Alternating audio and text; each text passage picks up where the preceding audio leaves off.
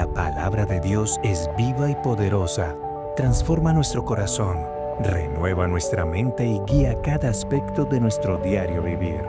Bienvenidos a este tiempo especial en el que juntos nos exponemos a la verdad que cambia vidas. Escuchemos una vez más un sermón en Hila. Buenos días, mi nombre es Walter Puentes, soy parte del equipo pastoral de esta iglesia y para mí es un privilegio poder compartir la palabra del Señor a, a ustedes esta mañana y bueno, ser bendecidos por su gracia. Ah, Estamos viviendo circunstancias como país bastante intensas, podría decirse así. Y a veces tenemos dos tipos de actitudes frente a lo que sucede, tanto lo que pasó esta mañana en el temblor como lo que pasó anoche en Bogotá y lo que ha pasado durante todo este año en el país, que no es poco, hermanos, no es poco. Lo que ha pasado en nuestro país, a veces nos acostumbramos nos acostumbramos a la violencia o sencillamente cerramos o apagamos el televisor o dejamos de ver noticias. Yo no quiero ver noticias para no enterarme de cosas feas. Pero de alguna forma esa no es la actitud que deberíamos tomar. Este es nuestro país, hermanos, nacimos acá, el Señor nos permitió vivir aquí y como le dijo el Señor al pueblo de Israel cuando estuvo disperso en Babilonia, les dijo, deseen la paz del lugar en donde están, aunque no es su ciudad, aunque no es su mundo, aunque ustedes ya no pertenecen ahí, deseen la paz. Y hemos vivido cosas muy duras este año, hermanos. No sé si ustedes son conscientes de esto, pero este año hemos vivido cosas tan tremendas. Lo que sucedió en el Catatumbo a inicio de año, más de 53,000 desplazados. Eso es una cifra absurda, hermanos. Pensar en familias que salen de sus poblaciones, que tienen que ir a otros lugares, que tienen que dejar sus tierras, tienen que dejar sus propiedades. Eso es doloroso, es doloroso.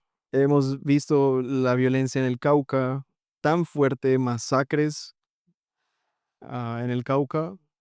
Hemos visto el plan Pistola contra nuestros policías y militares. En solo este año han muerto más de 71 líderes sociales. Ha habido demasiada violencia urbana en las poblaciones, un aumento significativo de la violencia este año.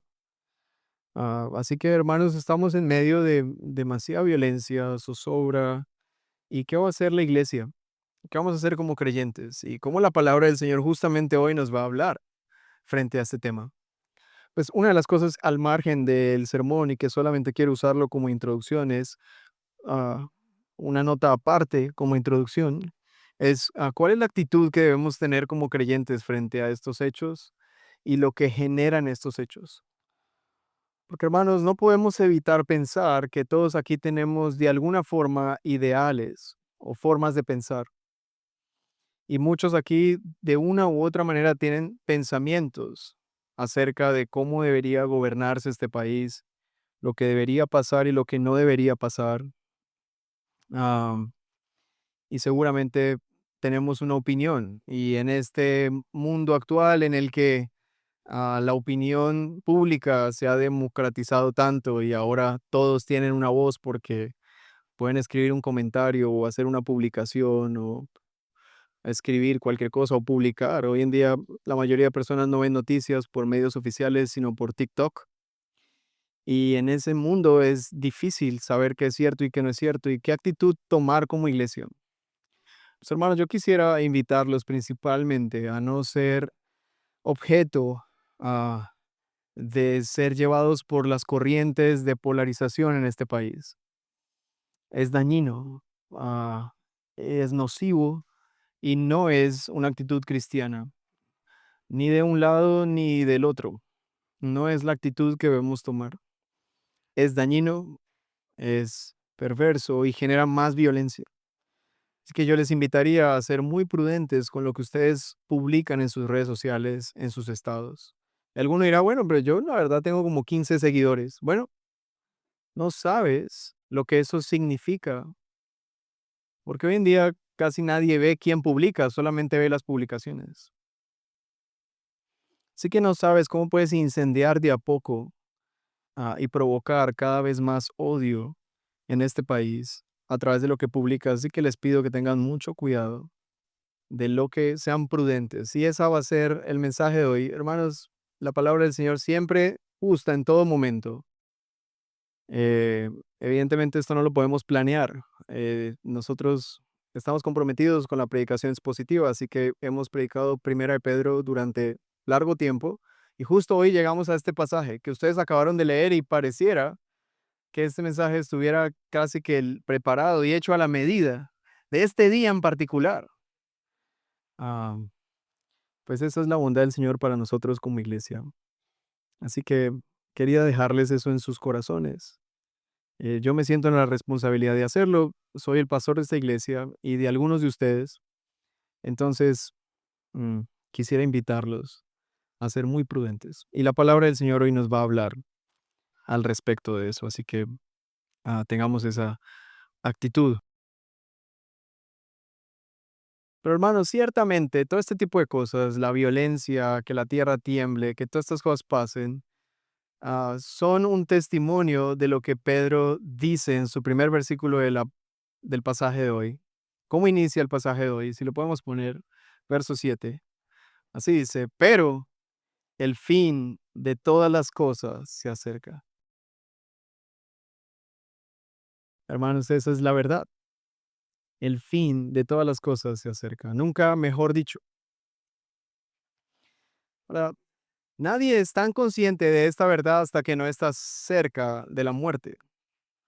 Todos los que algún día han estado cerca de la muerte o han vivido experiencias que les recuerdan su fragilidad y que en cualquier momento pueden morir, que para algunos eso fue esta mañana, recordamos que el fin de todas las cosas es inminente. Esa es la verdad.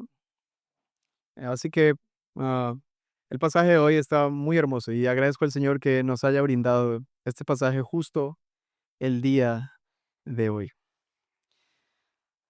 El mensaje de hoy le he titulado Nunca caminarás solo.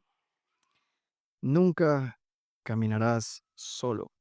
Esto un poco influenciado por alguna canción británica, You Will Never Walk Alone, que algún seguidor fanático del Liverpool pudiera tener en mente, pero principalmente porque en la carta, como hemos visto, Pedro ha desarrollado todo su contexto acerca de la identidad del cristiano en un mundo caído y cómo el cristiano debe vivir en medio de un mundo caído. Creo que les he repetido esto muchas veces y espero que esto quede en sus mentes por mucho tiempo. Pedro le ha hablado a ciudadanos de un imperio pagano, mundano, cómo comportarse. ¿Qué es lo que tenemos que hacer cuando tenemos gobernantes que no respetan a Dios? ¿Qué es lo que dice Pedro? Honrarlos y someternos. ¿Qué es lo que debemos hacer con jefes insoportables? Sujetarnos. ¿Qué es lo que deben hacer las esposas cristianas que tienen maridos inconversos? Sujetarse a ellos. ¿Y cuál debe ser su comportamiento?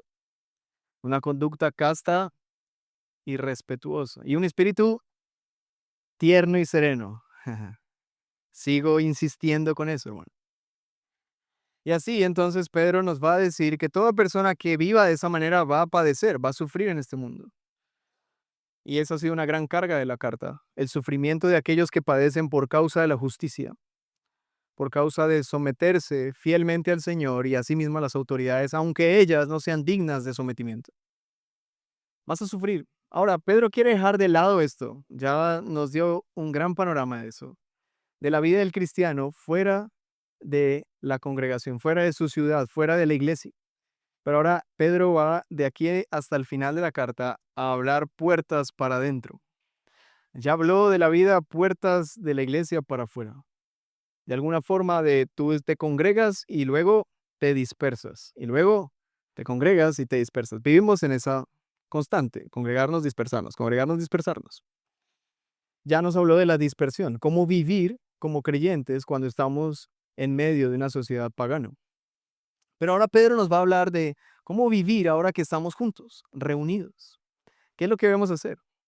Y entonces este pasaje es muy útil. Ahora, recuerden que hemos usado una metáfora durante toda esta serie, y es la metáfora del viajero, del peregrino, del expatriado, de cristiano, tú no perteneces a este mundo, tú no eres de este mundo.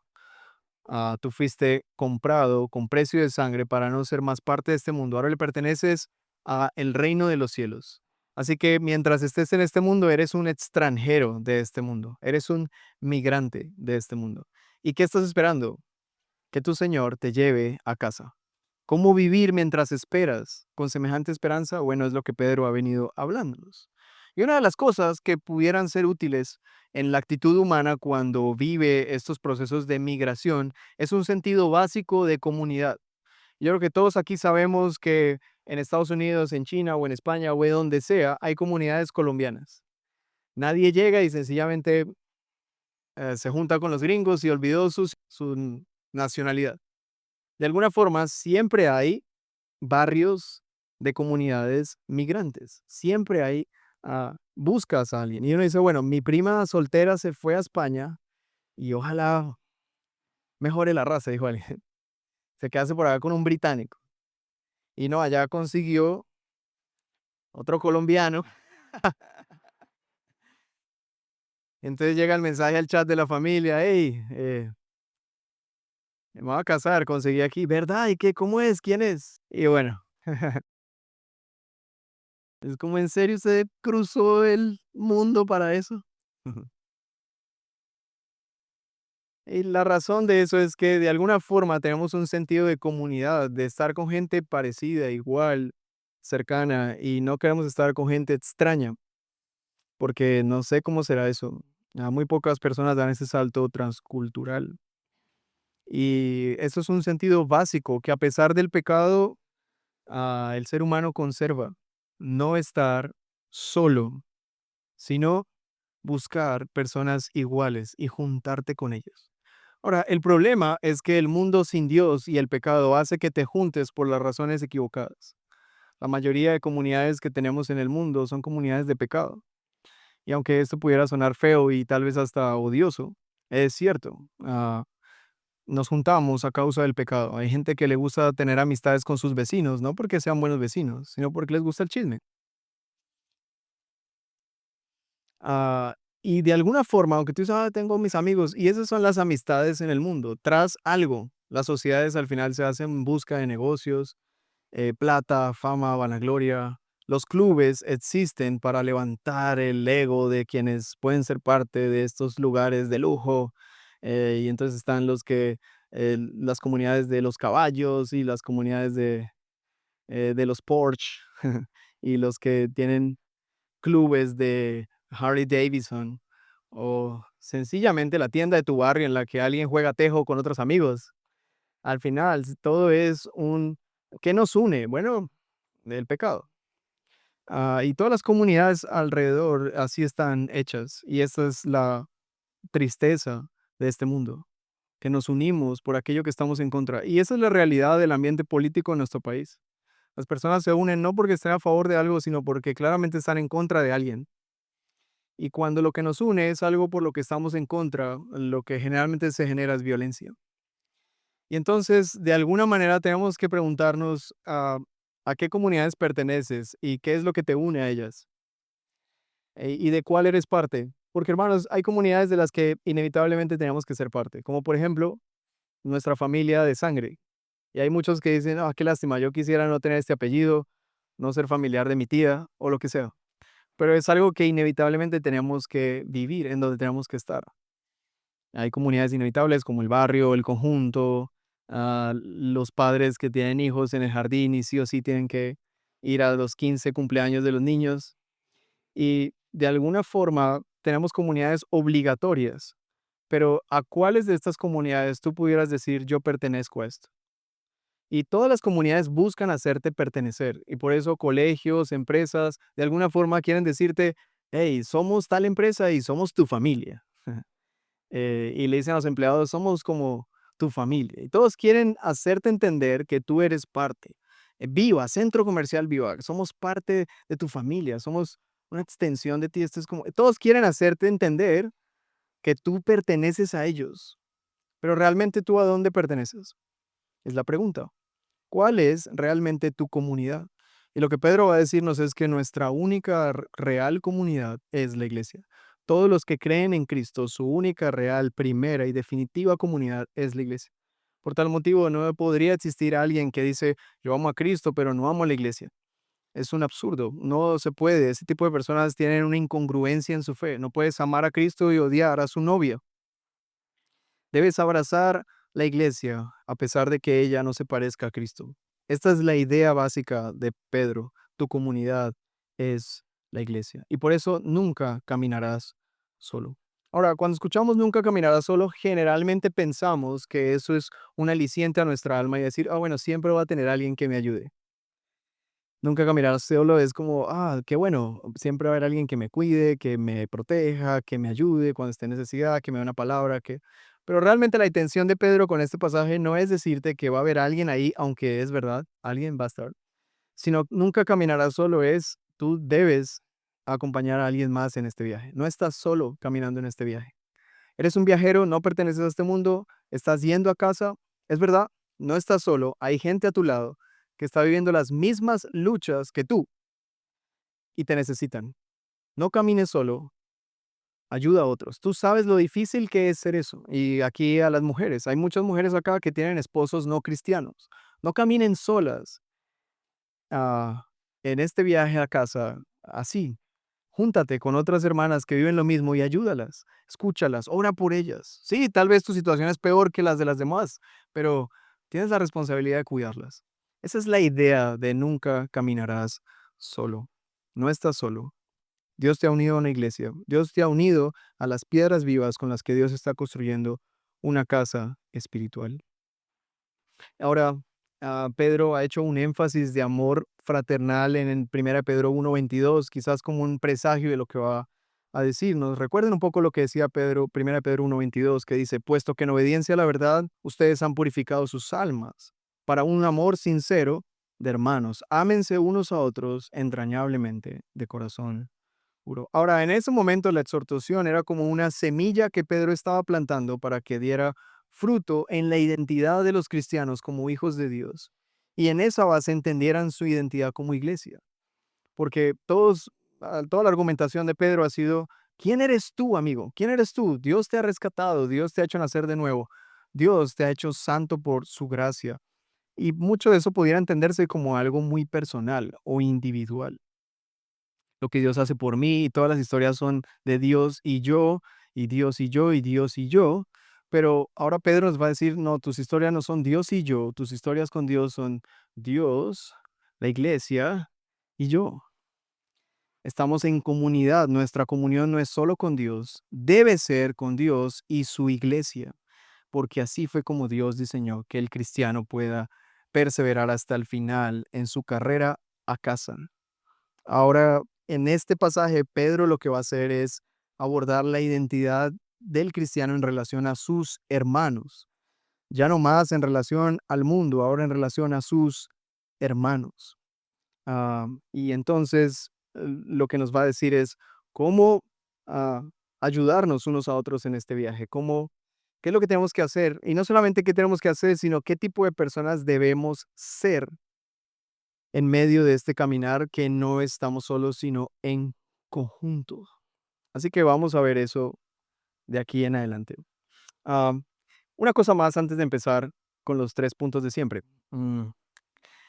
Este pasaje tiene una particularidad y es que responde a todas las preguntas del periodista. Es uno de esos pasajes que le gusta a todos porque fácilmente puede responder qué tengo que hacer, cómo tengo que hacerlo, cuándo lo tengo que hacer, dónde lo tengo que hacer, a quién lo tengo que hacer, por qué lo tengo que hacer y para qué lo tengo que hacer.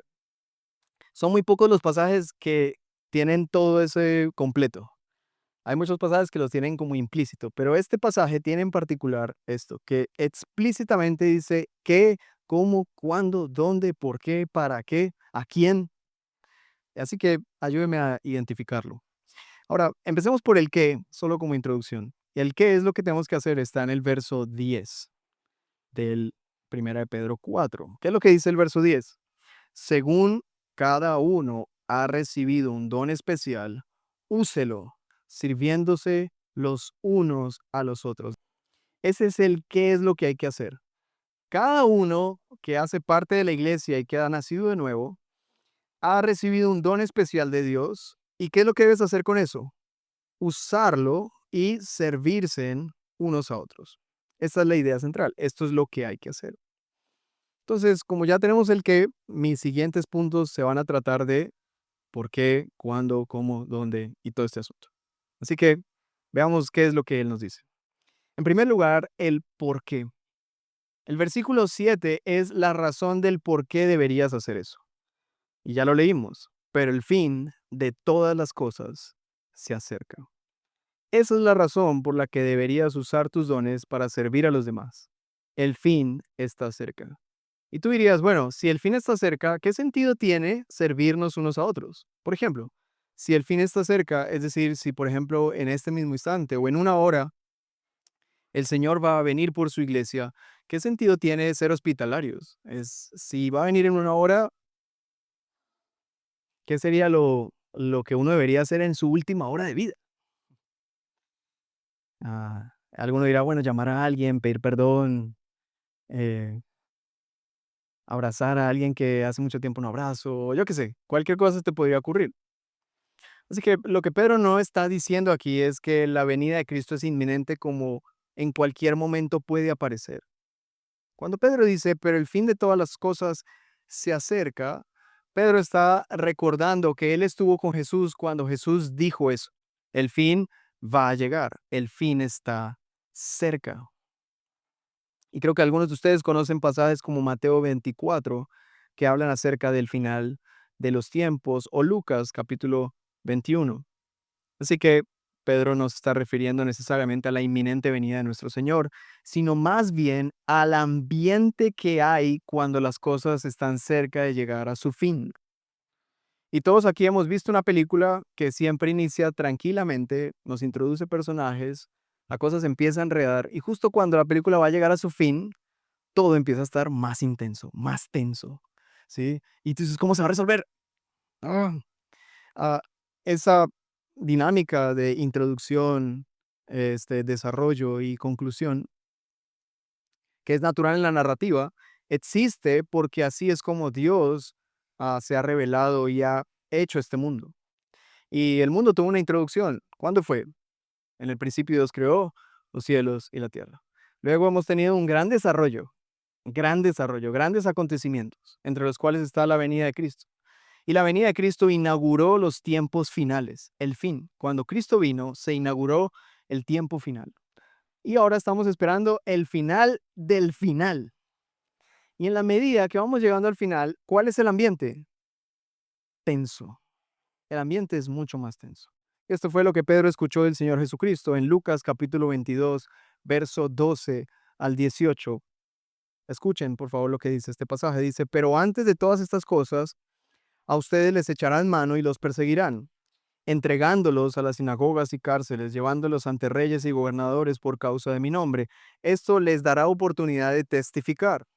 Por tanto, propónganse en sus corazones no preparar de antemano su defensa, porque yo les daré a ustedes palabras y sabiduría que ninguno de sus adversarios podrá resistir ni contradecir. Pero serán entregados aún por padres, hermanos, parientes y amigos, y matarán a algunos de ustedes, y serán odiados de todos por causa de mi nombre. Sin embargo, ni un cabello de su cabeza perecerá. Con su perseverancia ganarán sus almas. Pero escuchó estas palabras, hermanos. Así que Pedro sabía que el fin no iba a venir. Es decir, la venida del Señor no estaba inminente como mañana, porque ¿qué le dijo el Señor Jesús a Pedro? Tú vas a envejecer. Y cuando envejezcas, te van a tener que llevar de aquí para allá. Así que Pedro sabía que el Señor no iba a venir mañana. Él sabía que iba a envejecer. O Pablo, por ejemplo, le escribe a los filipenses que para él lo mejor sería irse al cielo. Pero él sabe que, aunque eso sería mejor para él, lo más necesario para la iglesia es que él permaneciera. Y él dice, yo estoy convencido que voy a permanecer porque ustedes todavía necesitan madurar en la fe. Así que el hecho de que ellos tuvieran tan cerca la venida del Señor no significaba que ellos pensaran que mañana iba a llegar, sino que ellos entendían que estaban en los tiempos finales y por lo tanto el ambiente era complejo. Ahora, para ellos el final tenía varias etapas. En primer lugar, Lucas 22 habla de la destrucción del templo de Jerusalén. Jesús dice estas palabras cuando dice, no quedará piedra sobre piedra de este templo. Y es como si yo en este momento les dijera, hermanos, en unos años, este lugar tan hermoso que ustedes ven no va a quedar piedra sobre piedra. Nadie creería eso, es como, ¿qué le pasa? Pero el Señor les dice eso para advertirles qué es lo que va a pasar y cómo eso va a ser el principio del fin. Pues ese, ese anuncio de nuestro Señor Jesucristo tuvo lugar en el año 70 después de Cristo. La carta de Primera de Pedro fue escrita en los inicios de los años 60. Así que, aunque Pedro no sabía que era en el año 70 que iba a pasar todo esto, Pedro sabía que estaban cerca de que ese anunciamiento del Señor iba a llegar, la persecución y la destrucción del templo. Y el ambiente iba a estar muy tenso, los iban a perseguir. Y es todo lo que Pedro trata de advertirle a la iglesia a través de esta carta. ¿Quiénes los van a entregar? Sus parientes. Tal vez tu esposo inconverso es el que te va a entregar por causa de tu fe. Vas a ser perseguido, vas a ser amenazado. Así que el fin está cerca. Así que, ¿cómo deberías responder al acercamiento del fin? Pues lo que deben hacer es lo que Jesús les dijo que debían hacer. Lucas 22:34.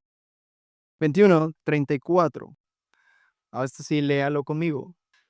Dice así: estén alerta, no sea que sus corazones se carguen con disipación, embriaguez y con las preocupaciones de la vida, y aquel día venga súbitamente sobre ustedes como un lazo, porque vendrá sobre todos los que habitan sobre la superficie de la tierra. Pero velen en todo tiempo, orando, para que tengan fuerza para escapar de todas estas cosas que están por suceder y puedan estar en pie delante del Hijo del Hombre. ¿Qué es lo que les pide el Señor a sus discípulos cuando les dice que el fin está cerca? Estén alertas. No estés desapercibido, estés alerta. Y esta es la actitud que Pedro ha tenido toda la carta. Él dice, cíñanse los lomos de su entendimiento, o de alguna manera prepárense para la acción. No estén en pijama, no estén embriagados de las preocupaciones de esta vida, no estén distraídos con los asuntos de esta vida que nos distraen tan fácilmente. No vivan para este mundo y para esta vida, estén alertas orando, porque los tiempos finales están cerca. El fin de todas las cosas está cerca. No nos dice cuándo es el fin, sencillamente nos dice cuál es el ambiente en el fin. Y el ambiente es de zozobra, de guerras, de señales que nos recuerdan, este es el ambiente del final. Y que nos recuerdan que es necesario que tengamos que padecer a causa de hacer su voluntad. Entonces, por tal motivo, puesto que el fin de todas las cosas se acerca, Pedro va a darnos tres formas de ser. Iniciamos con las formas de ser antes de las del hacer. Ahora que esto ha pasado, vamos a ver cómo debemos ser, qué tipo de cristianos debemos ser en medio de la tensión del final, en medio de que estamos cerca del final. Y esas tres cosas aparecen en el versículo 7 y 8. La primera es, sean pues ustedes prudentes y de espíritu sobrio para la oración. Esto es una respuesta sorprendente porque cuando alguien piensa en el final y en las señales y en las guerras y en los temblores, ¿qué es lo que usualmente, cómo respondemos nosotros? ¡Ah! Ujú. ¡Corran! Y estamos angustiados y tenemos miedo pero lo que Pedro dice, la presión va a aumentar. Cada vez va a ser más difícil ser creyente, los van a perseguir, los van a acusar. ¿Cómo responden a eso ustedes? Sean prudentes y de espíritu sobrio para la oración. Espíritu sobrio, ha usado Pedro ya dos veces esta palabra en la carta. Principalmente es con tus cinco sentidos. No estés embriagado de las preocupaciones de este mundo. No solamente es la sobriedad del vino, de no embriagarse con vino, sino nos podemos fácilmente embriagar de las preocupaciones de este mundo, de los afanes de este mundo. Nos distraen. Y no es así como luce la ansiedad, como una embriaguez de preocupación. tú pierdes las nociones. La ansiedad es precisamente eso, perder las nociones de lo que es importante y real y empezar a sobrepensar fuertemente acerca de la vida, de las posibilidades de eso, estar embriagado de preocupación. Por eso algunos, en vez de estar embriagados de preocupación, prefieren embriagarse de alcohol. Pero lo que Pedro nos dice es, sean prudentes y de espíritu sobrio para la oración. La segunda cosa, que es el segundo sean, es sobre todo sean fervientes en su amor los unos por los otros. Y da la razón de por qué deberíamos hacer eso. Pues el amor cubre multitud de pecados. Y por último, sean hospitalarios los unos para con los otros. Y dice cómo, sin murmuraciones. Ahora, el por qué nos declara qué es lo que debemos ser, puesto que el fin está cerca, respondamos de esta manera. Obviamente durante todo el pasaje vamos a ir respondiendo todas esas preguntas, pero yo quiero señalar principalmente el por qué, el cómo y el para qué. Y en este pedazo de versículos encontramos esas respuestas de dónde, cómo, cuándo. ¿Cuándo debemos hacer esto? Ahora que es el final de los tiempos, debemos ser fervientes en el amor unos por otros, prudentes, de espíritu sobrio para la oración. ¿Dónde tenemos que hacerlo? Bueno, parece que debe ser en la iglesia, pero también en nuestras casas, siendo hospitalarios. ¿Y cómo tenemos que hacerlo? Sin murmuraciones. Vayamos una por una, ya vimos prudentes y sobrios, ahora veamos fervientes en su amor los unos por los otros. Fervientes en su amor los unos por los otros. A mí me gusta que a los apóstoles no solamente nos dicen qué hacer, sino le dan ingredientes de sentimientos a cómo debemos ser. Fácilmente él podría decir, ámense los unos a los otros. Y ya. Pero no, él dice, sean fervientes en su amor unos por otros. ¿A qué les suena eso de ser fervientes en tu amor por otra persona?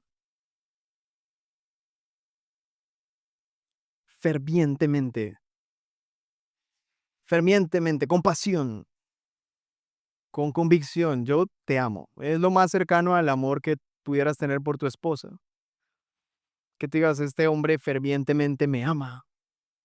O este hombre, tristemente, pues, si me ama muy, muy.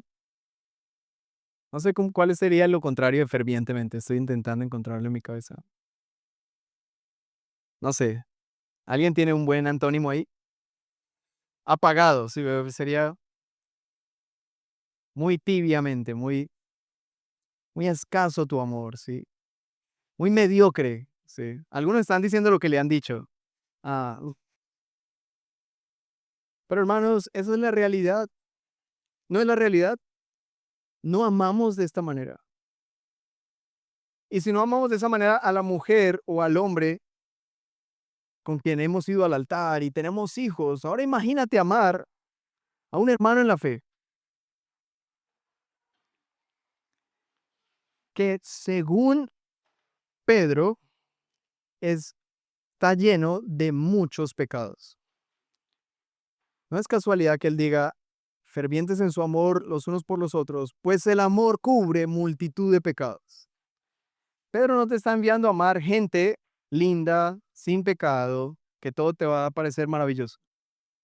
Gente te va a mandar a amar a la iglesia que está llena de pecados. Pero el amor cubre multitud de pecados.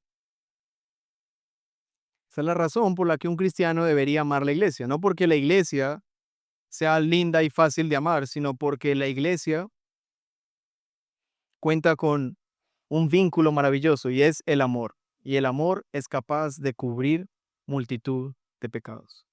Es tan así que el último sean es sean hospitalarios. Uy, prestar mi casa.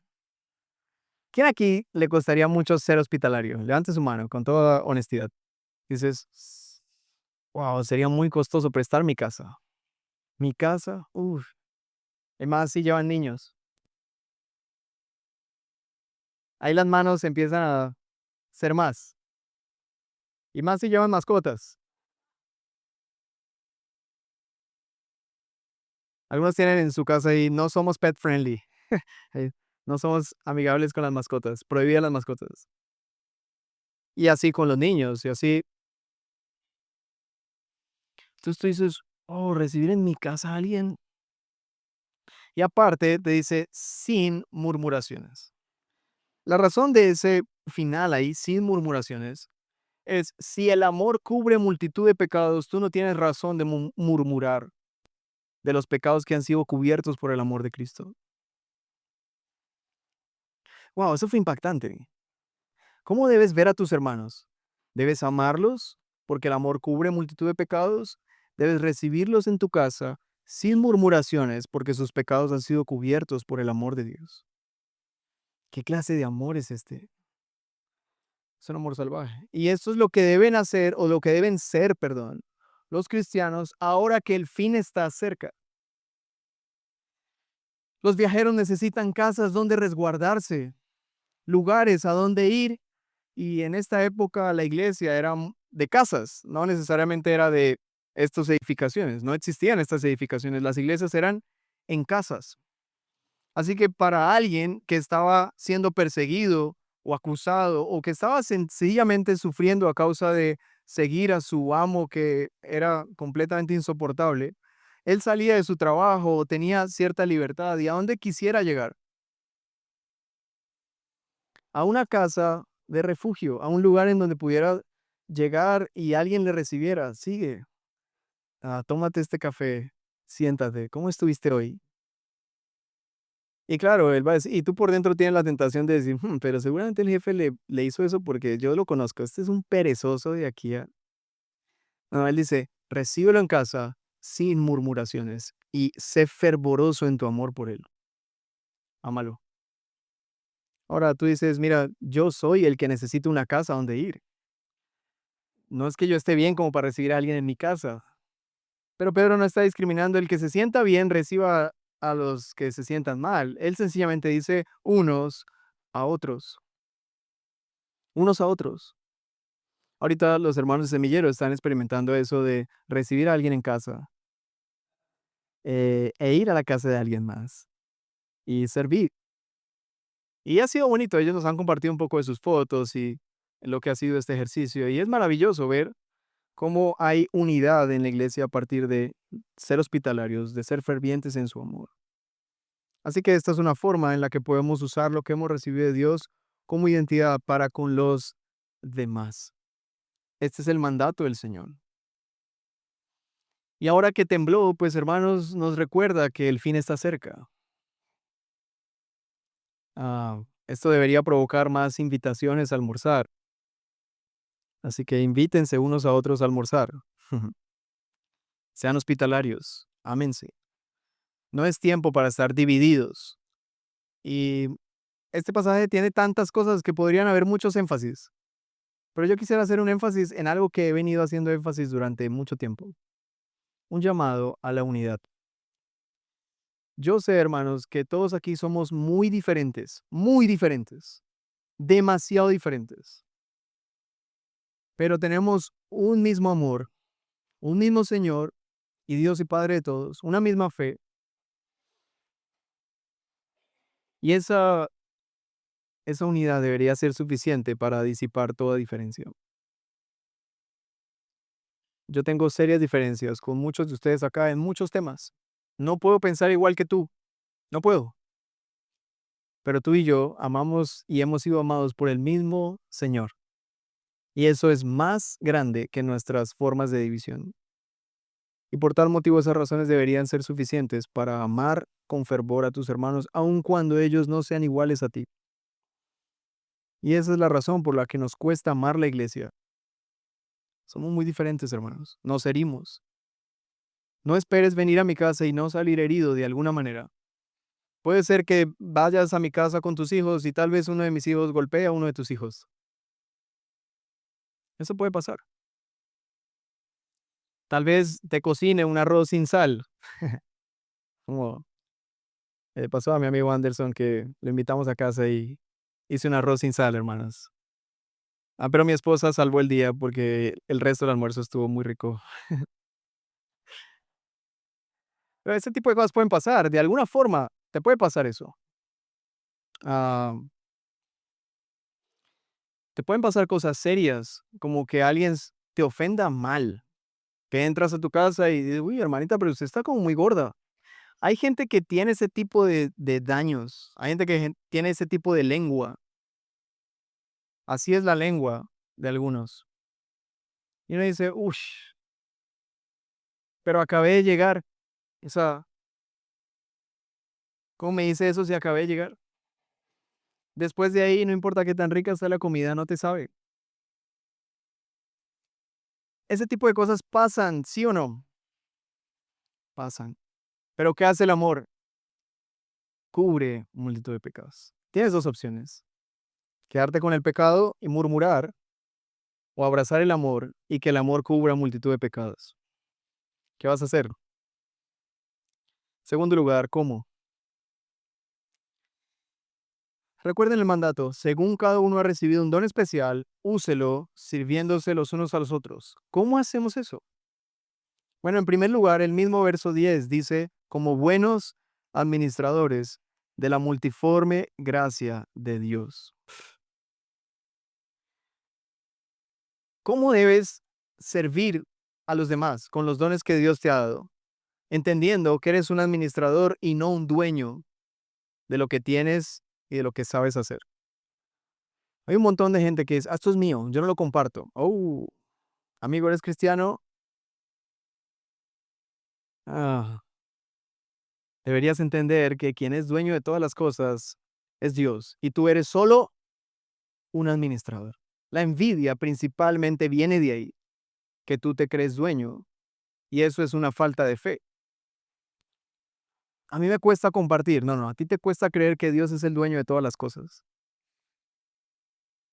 y por eso es pecado. Así que Pedro está diciendo, sean buenos administradores de la multiforme gracia de Dios con ustedes. Dios les ha brindado gracia de múltiples formas y ustedes son lo que son, tienen lo que tienen, hacen lo que hacen solo por la gracia de Dios. ¿Qué van a hacer con eso? Administrenlo bien, no como dueños, sino como administradores. ¿Y qué es lo que dice el dueño acerca de lo que te ha dado? ¿Qué te pide hacer el dueño con lo que te ha dado? Sirve unos a otros. ¿Cómo? Con amor, siendo hospitalarios, siendo amorosos, siendo prudentes y sobrios para la oración.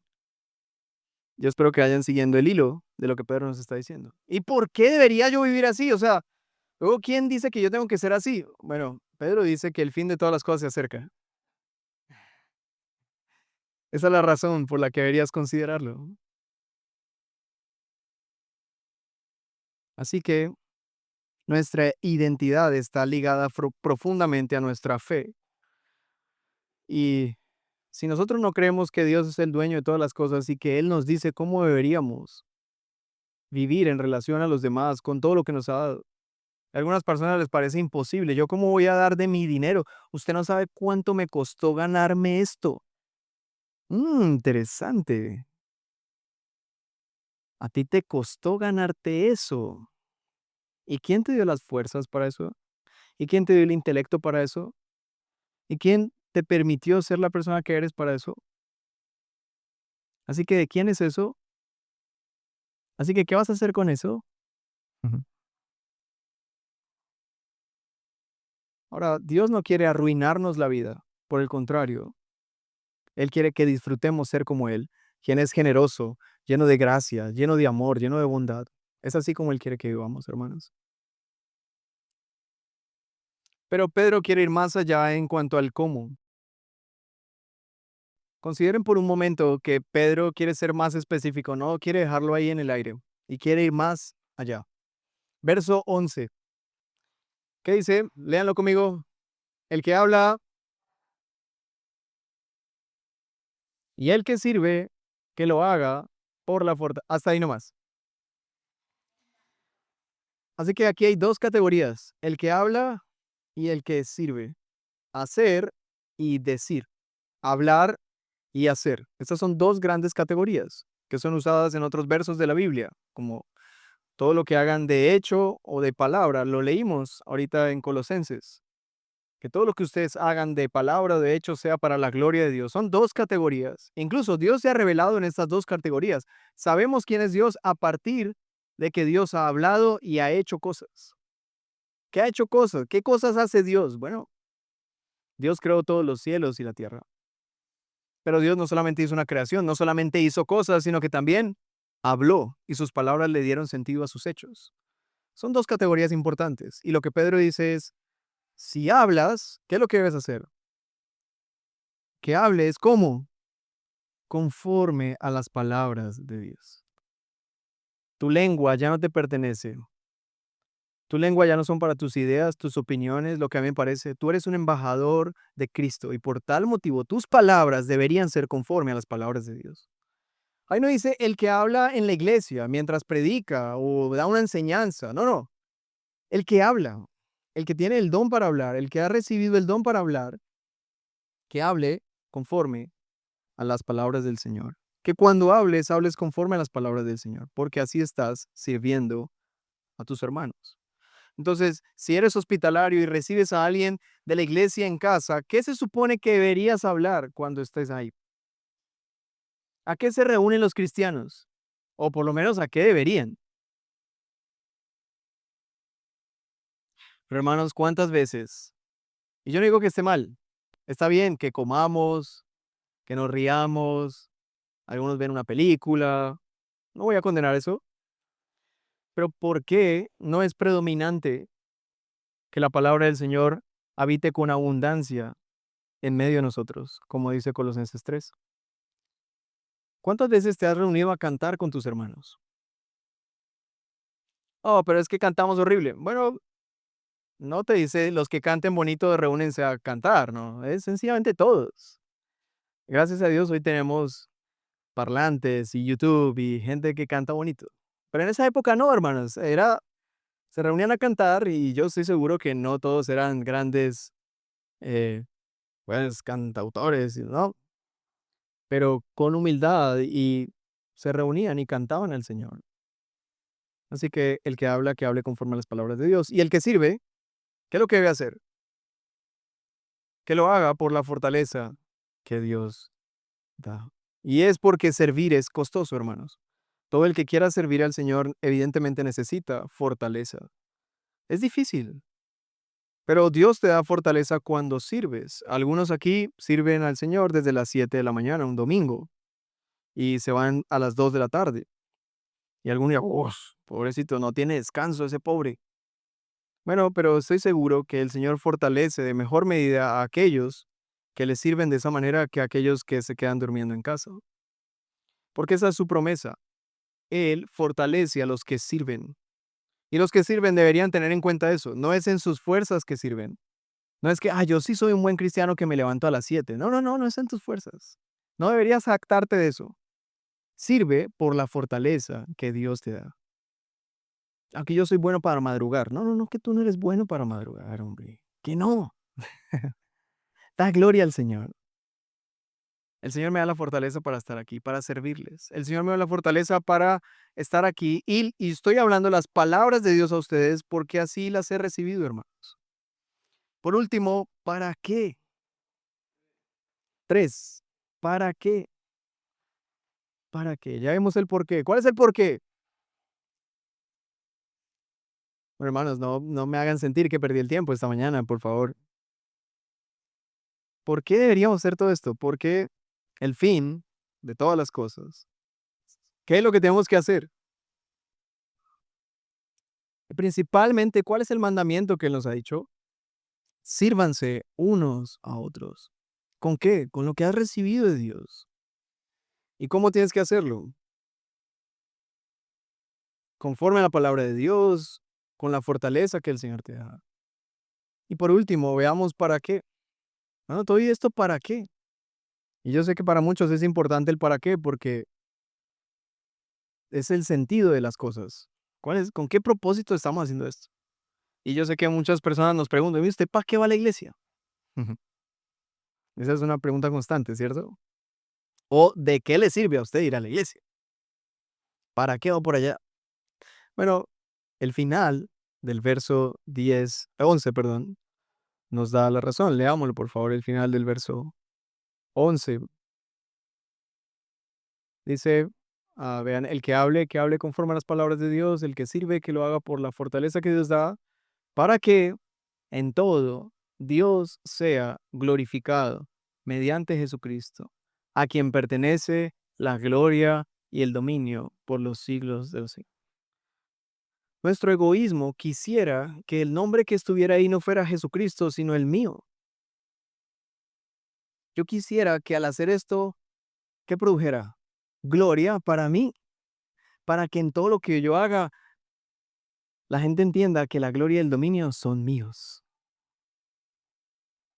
Estos son mis dominios, esas son mis cosas. Y si te las compartí, es para que me aplaudas, ¿no? Pero aclara esto y les dice, amigos, no vivan para ustedes mismos, ni para los aplausos de este mundo, ni para la recompensa de este mundo. Hay gente que dice, a mí me encanta servir. Yo amo servir. Y es como, bueno, déjame un poco entender qué significa eso en tu corazón. No, a mí me gusta ayudar, me gusta, ok, pero tú sabes que en la Biblia servir al Señor es perdonarse unos a otros. Servir al Señor es soportarse unos a otros. Tú sabes que en la Biblia el servicio significa ser hospitalario sin murmuraciones. Tú sabes que en la Biblia servir al Señor significa principalmente amarse unos a otros. En ese orden de ideas, ¿qué tanto a ti te encanta servir?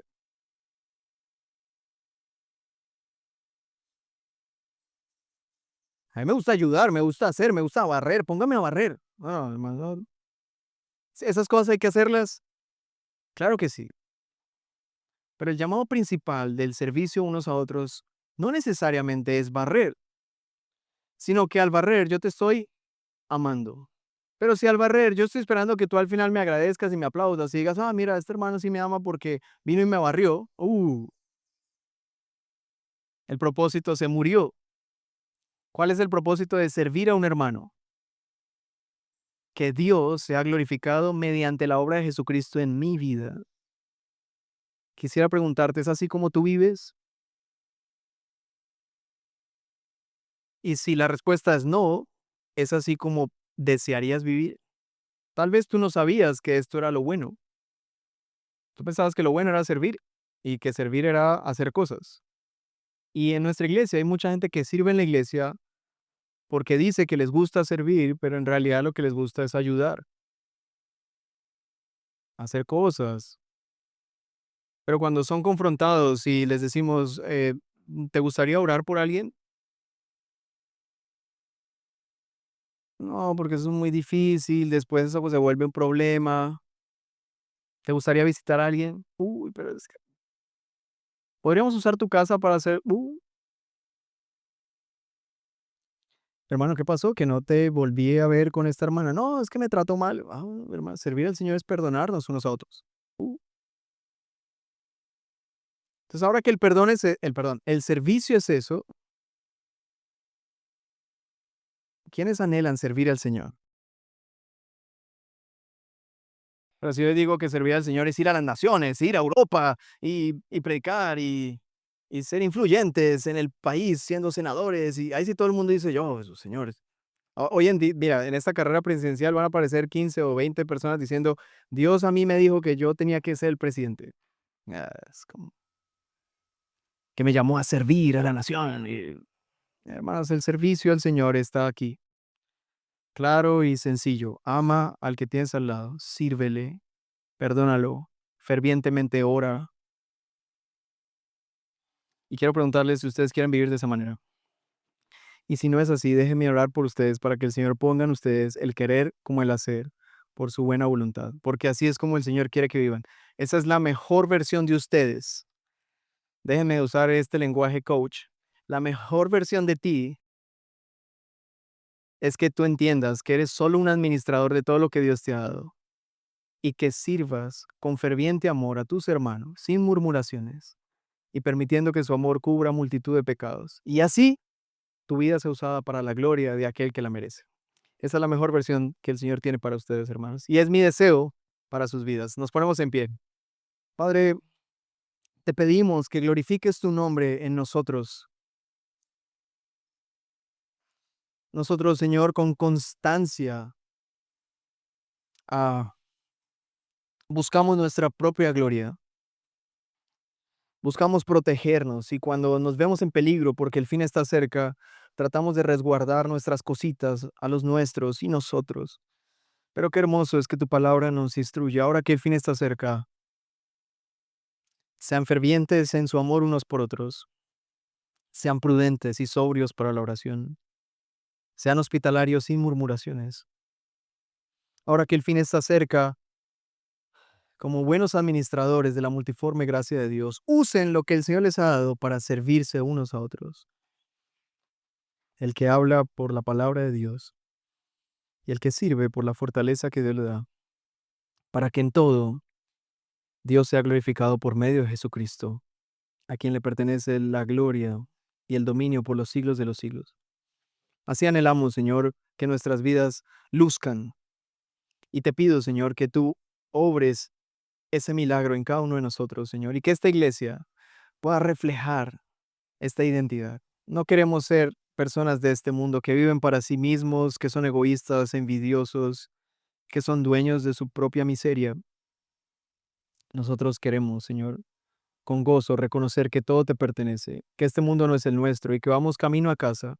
Y en este caminar nunca caminaremos solos. Siempre habrá un montón de gente a nuestro alrededor que necesita de tu gracia a través de los dones que nos has dado. Por favor, permítenos vivir de esta forma. Y entonces esta iglesia sea fortalecida en unidad y toda forma de división sea rota.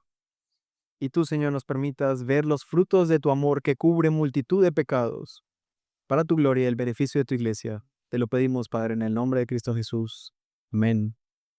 Amén.